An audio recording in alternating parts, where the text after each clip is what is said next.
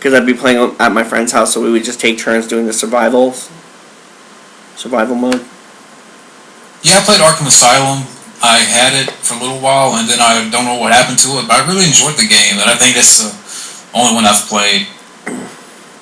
I played Arkham Asylum. That was the first one. It was very unique when it came out, because this came out during the time of Dark Knight. They tried to do an actual like with Batman Begins Dark Knight video game, but I don't know why, but they changed it. I don't know if because of Heath Ledger's death. I don't know what it is, but so they came out with Dark Knight Batman Arkham Asylum. And they brought back all the original cast from the animated series. They brought back Kevin Conroy as Batman, Mark Hamill as the Joker, and it was a fun game. What was cool about it that it was like a stealth game because you can't allow them to see you when they see you, they shoot you down so quick. So it was like a game made of wit and stealth, like Splinter Cell and Metal Gear Solid. And I really liked how they had sub stories while this stuff was going on, like very dramatic scenes, and they really did an excellent job. I think the company of Rocksteady does these type of games, and it was very revolutionary at the time. And then went on to stuff like Arkham City, which was kind of like they turned Gotham into a maximum security prison, kind of like Escape from New York. And I heard some bullshit that was the inspiration for them to do a remake of Escape from New York. Oh my god. I mean, especially now. Oh, go ahead. Yeah. I'm sorry. No, go ahead. What were you saying? I'm saying, like, especially nowadays when they're bringing back stuff from the past and bringing back these characters and stuff, I don't see, why not bring Michael Keaton back? I mean, they did Ghostbusters. That was amazing. They did, for the video game. That was amazing. They did great. That's another good example of turning movies into video games. They brought back the original cast. It was a third film. That was the movie we want. That we want, instead of the shitty one that's coming out. And don't get me started with that. I haven't seen that trailer. We're gonna talk about it. We're gonna get there because you know how I feel about. There's a trailer. There's a Ghostbusters trailer. It's a teaser to a trailer. Yeah. Oh boy. But anyway, do I want to see it or do I not want to see it? The trailer. It's really nothing. It's nothing. Yeah. It's like it's them moaning. Yeah. It's them doing a little lesbo action. Oh God! I hope not. No, I don't think so. I don't want to see no lesbo action with Melissa McCarthy. Yes. But yeah, the Ghostbusters video game, that's a good example of bringing back the original cast, making them look young, because the Ghostbusters video game, the story was part back in 1991, so that kind of tells you that they had a script that they wanted to do probably on Thanksgivings, but they didn't have a chance, so I thought it was cool that they took that script, dusted off and used it for the video game. And of course, going back to the Arkham games, of course we had. I owned this game, and I don't get why people didn't like it. It was called Arkham Origins, and it shows how Batman. It doesn't actually show how Batman became Batman in the game. It takes place on Christmas Eve, and Batman is already prowling the streets. And he's looking for the Joker and everything. I think it's the night where he gets his 15 minutes of fame. So I think that's why it's called Batman Origins, because it's supposed to be on the night where he gets his 15 minutes of fame on Christmas Eve. Which is cool because it had that Christmas part, like you see in action films, like in Die Hard. But what was cool about you had this plot in action game instead of an action movie. And I haven't played Arkham Knight yet, but I heard a lot of good things. So I heard it's getting the same hype like with Dark Knight Rises, which I hope is better than Dark Knight Rises. But I'm looking forward to playing it. Another thing about the Ghostbusters game you were saying before, as I like to call it, the fifth Ghostbuster. It really shows you Dan Aykroyd's original vision too, because except for like the wands and the helmets, he wanted to do cross-dimensional Ghostbusters before Ghostbusters, before they did what they did with it. He wanted to do like them crossing over. I think it was called Ghost Mashers back then. Oh, really? Yeah, he wanted to do like a cross-dimensional. I've been trying to hunt down that script forever now. There's concept art of it online, but it's cool because it really does give you a third movie, like Wildman was saying. And it shows you kind of like what they originally wanted to do with going into other dimensions and portal shifts and stuff like that. It's really, really cool. Yeah, definitely. I mean, especially when there was all this talk about passing the torch. I'm like, Dan Aykroyd, enough of that shit. I mean, we heard that year after year after year. And I'm glad they did a video game, and they had Harold Ramis, in there before he passed. And I'm glad they were able to... May rest in peace. Exactly. I'm just glad they were able to do that. And getting back to the Batman game, the more I think about it, since Michael Keaton didn't come back for Batman Forever, and there was a script, Tim Burton was supposed to be involved, maybe you could play off of that. Play something off of that. Mm-hmm. Exactly. Yeah, that's the cool thing about this. This is a trend that we can appreciate.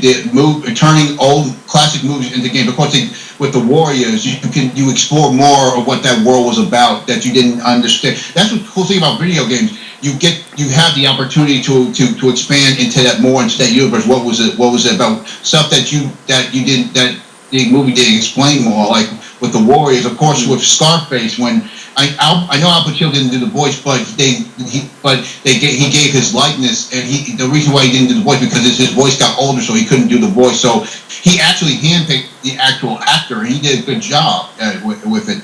You can explore more with that world and those characters in their younger age when they actually did the movie. Of course, a big example is Alien Isolation, which was a very, very, very cool game because it takes place after Alien and before Aliens. And the focus is on Ripley's daughter that was mentioned in the deleted scene when she died of old age, and it deals with her searching for her mother, what happened to her mother, and you have to face off with another alien. The Alien Isolation is a latest example, a good example of how you could adapt a movie into a film into a video game. Most definitely. Mm-hmm. Hell, I've always said that they should take Tremors and make that into a video game. I'd love to see that. They can. I think they can do that because Kevin Bacon. He's talked about doing a Tremors TV show. Yeah. I actually liked the last one. The new one that came out, I liked it. I thought it was pretty funny. Yeah, I haven't seen that. It actually made me go back and watch all of them and the series. I even watched the TV series. I watched the other movies, everything in one shot. After watching that, I went on like a Tremors binge, like a 24-hour Tremors binge. It was crazy. But like John was saying, you would think that they would be in demand a lot more, too, for a Batman game, considering the John Schnapp documentary about Death of Superman Lives, because they give you the whole plot outline for the Batman-Superman crossover with Michael Keaton, Michelle Pfeiffer, and Nicolas Cage. So that would have been insane. That would have been insane to see. Tim Burton Superman. Yeah, that would have been nuts. That would have been nuts. I gotta ask you this about, since we're talking about possibly Michael Keaton returning for the Batman in the video game world. I know they do this a lot with when they make a film into a video game. Of course, another big example was this game called Stranglehold, which was actually a video game made sequel to Hard Boiled, John Woo's film. Chow Yun-fat came back, and actually John Woo, I think, for some reason he helped with the development, so I think in a way he helped direct it. So that leads this question: do you think Tim Burton should be involved in this video game? Because I do recall to take his style, the art direction. Yeah, that way, yes, the art direction, like they did with Ridley Scott's Alien film, and put it into a video game. I can see Tim Burton involved with it somehow. Take what he originally designed for the next films that he was planning to do, and hell, even if he had any other actors to play the other villains, like the Riddler, or if he had other actors to play those characters back then, he can use them now for this game. You would have to incorporate things that we didn't get to see yet. You would have to That's bring the back. point. You would have to bring Exactly. back That's Danny the point Elfman. right there. Exactly. Like Danny Elfman would have to come back. Tim Burton would have to come back. At least Danny, it's some Danny kind Elfman's of. a fucking must. He needs to. Danny Elfman is a fucking must, most definitely. Like, look, he came back with Spider-Man, most definitely with this. Like, I would love to see like a whole, bring back Billy D. Williams, do the whole Two-Face outline for the whole thing. Again, most definitely. I would love to see that. Well, I would, because I think about it. If you bring in Tim Burton, you have to be careful because lately Tim Burton hasn't done anything worth a shit. I mean, not since what? Batman Returns? I mean, I don't know. Because I don't like Planet of the Apes. I don't like Alice in Wonderland. I don't like. I think Dark the last movie I saw of his that I liked was Big Fish. Or Sleepy Hollow. Yeah. That's probably. What did you think of his remake to Willy Wonka and the Chocolate Factory? I haven't seen it. I don't really want to see it. Shit. I mean, Johnny Depp looking like a pedophile.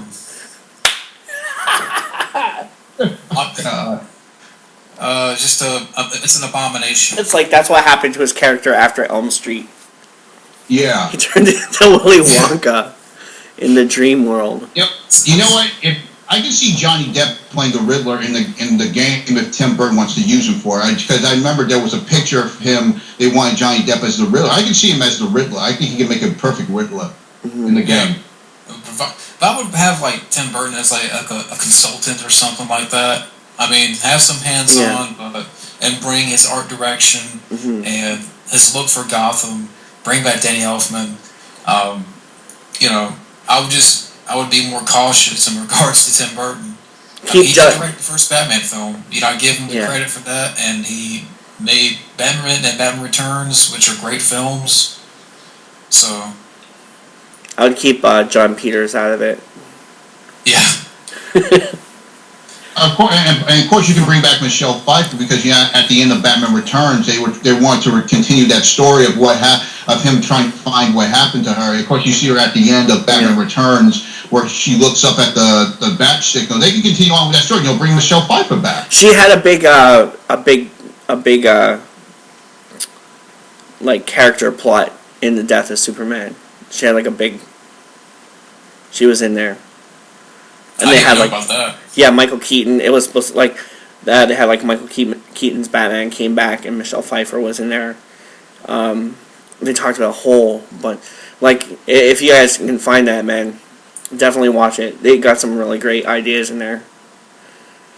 Like some of the ideas are like radically over the top. They couldn't do it, but some of the things are very, very intense and very, very cool. And I would have loved to see a lot of it. Plus, I'm a big Superman fan, so I would really love to see like how that would have fit together, especially after watching the film, like the documentary, because they really lay it all out for you. Like they really do the what if this happened. Oh, you know what? I'm sorry. Go ahead. I don't know if I would describe Nicolas Cage's look as Superman as intense. He had like 5 suits. 6 suits or something, 4 suits in there, 5 suits. I don't know. He looked like a stripper. Yeah, I liked his Clark Kent. He was like, and don't forget, nobody would believe this is Clark Kent. Nicolas Cage is a huge comic book fan. He's a huge Superman fan. That was his dream to be Superman. Of course, with Ghost Rider, he even named his son Kal-El in real life. It's cool when they show the shot of him flying and he lands, and then they explain how he would have changed into Superman. He would do this thing where he would start running down the alleyway, and he would just like start doing these parkour jumps off of different things on the buildings, and then take off, and his clothes would burn off, and he had his Superman suit underneath, and he wasn't necessarily flying, but just taking these leaps that would send him like thousands and thousands of feet. But he would do this like parkour takeoff and land thing. Well, it's pretty cool. It's pretty cool. It'd be funny if they made like a Superman game that had Nicolas Cage voice Superman. Oh God.